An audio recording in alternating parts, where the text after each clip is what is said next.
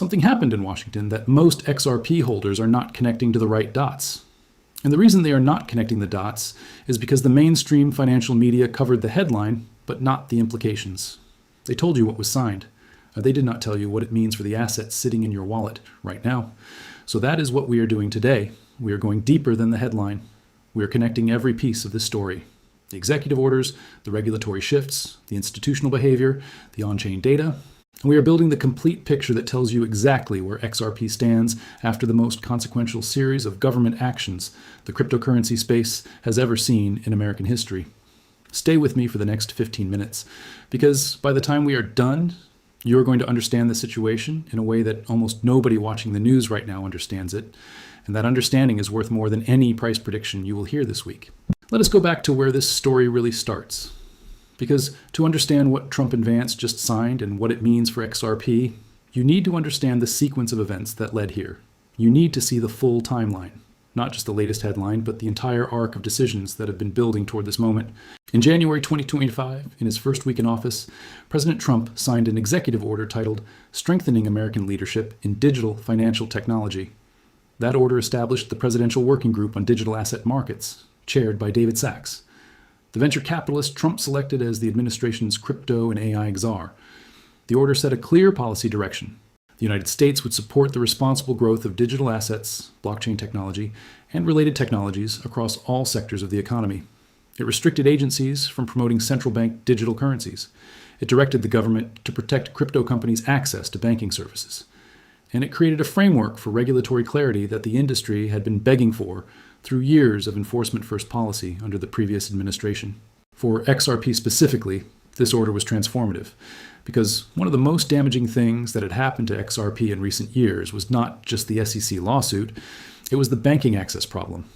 Ripple and XRP-related businesses had struggled to maintain banking relationships in the United States because financial institutions were afraid of regulatory retaliation. The moment Trump signed that January order and directed the government to protect crypto companies' banking access, that specific threat began to dissolve.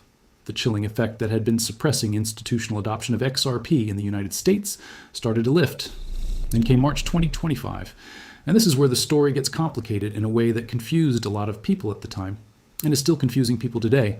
On March 2nd, President Trump announced on Truth Social that the United States digital asset stockpile would include XRP, along with Ethereum, Solana, Cardano, and Bitcoin.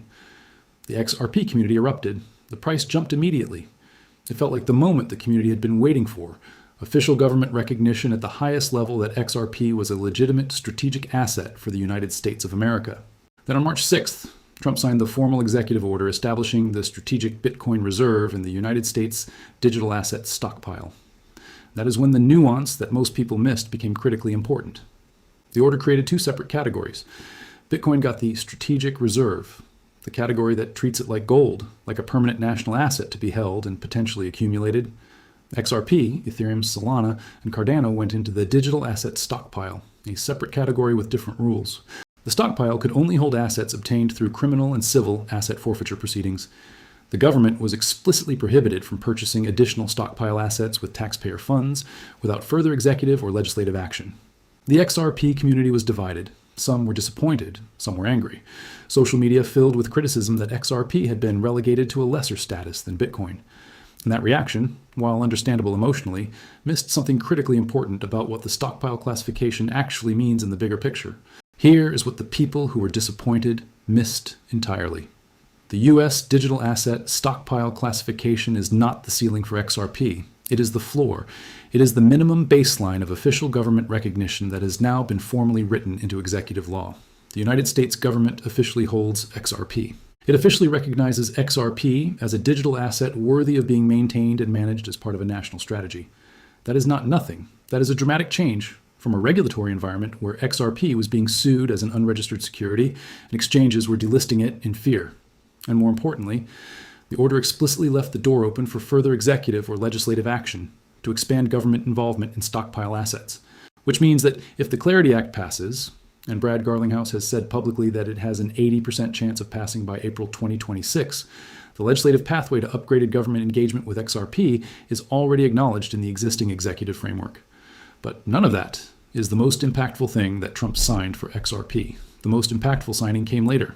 in August 2025. And this one changed something fundamental about the demand picture for XRP in a way that is still only beginning to be understood by the broader market.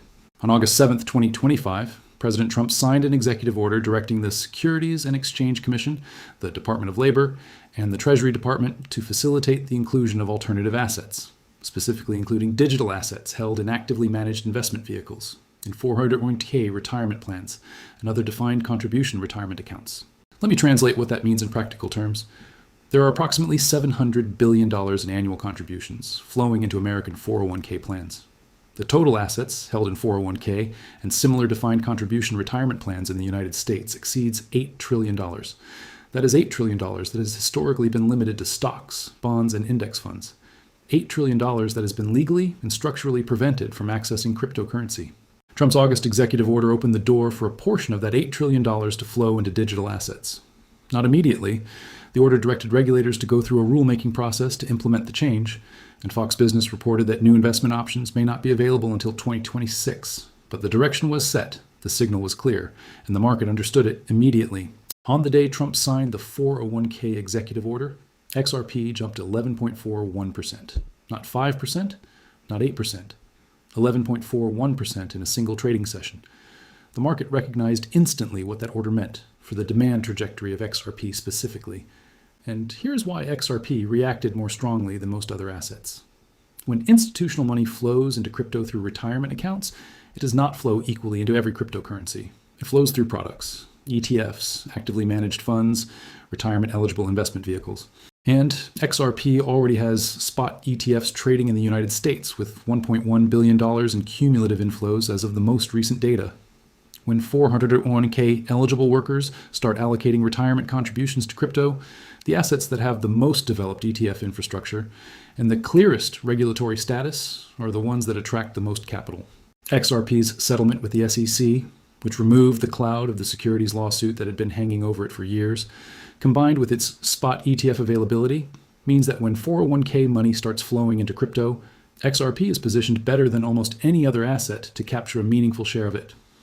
Now let us talk about J.D. Vance, because the vice president's role in this story is less about specific legislation and more about the philosophical shift he represents at the highest levels of American government. Vance was the first known Bitcoin owner to run for vice president of the United States. He entered the national political stage with a publicly disclosed position in Bitcoin at a time when most senior politicians were still either ignoring crypto or actively trying to restrict it. His presence in the White House as the second most powerful person in the executive branch signals something important about the institutional culture of the current administration.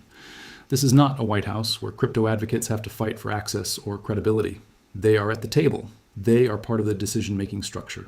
David Sachs is crypto and AI czar, J.D. Vance as a Bitcoin holder and vice president, Paul Atkins, a known crypto advocate, SEC chair replacing the hostile Gary Gensler, who personally apologized to Brad Garlinghouse after the SEC's legal defeat. The composition of this administration is unlike anything the crypto industry has ever seen in Washington.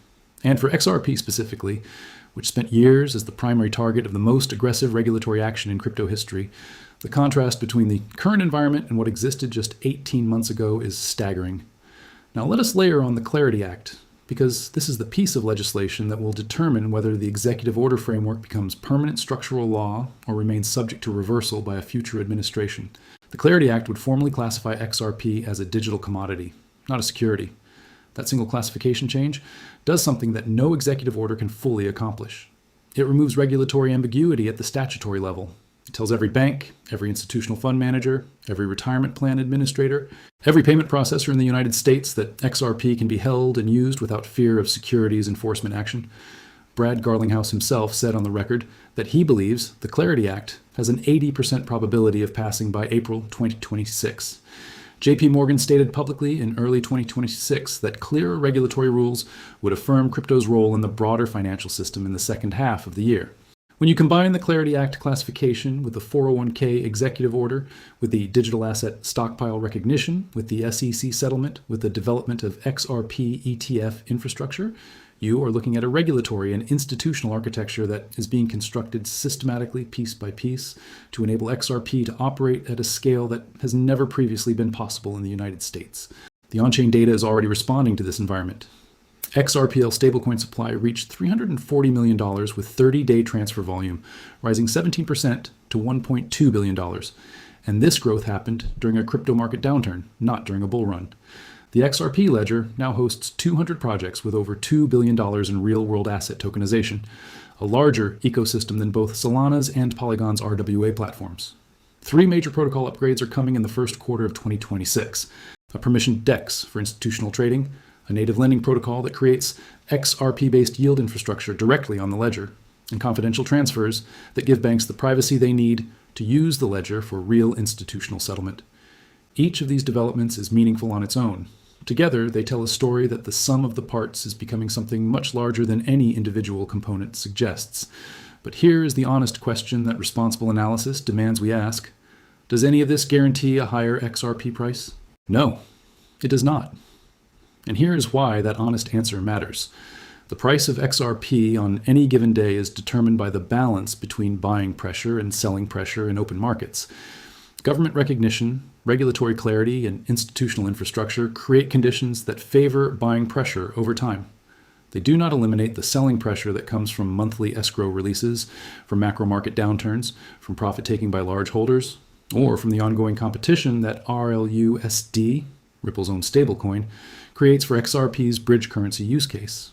The path from current price levels to the targets that analysts like Standard Chartered Project requires not just favorable policy, but actual demonstrated adoption. Ripple's on-demand liquidity product, which is the specific use case that requires XRP, needs to grow in transaction volume in ways that are verifiable on-chain.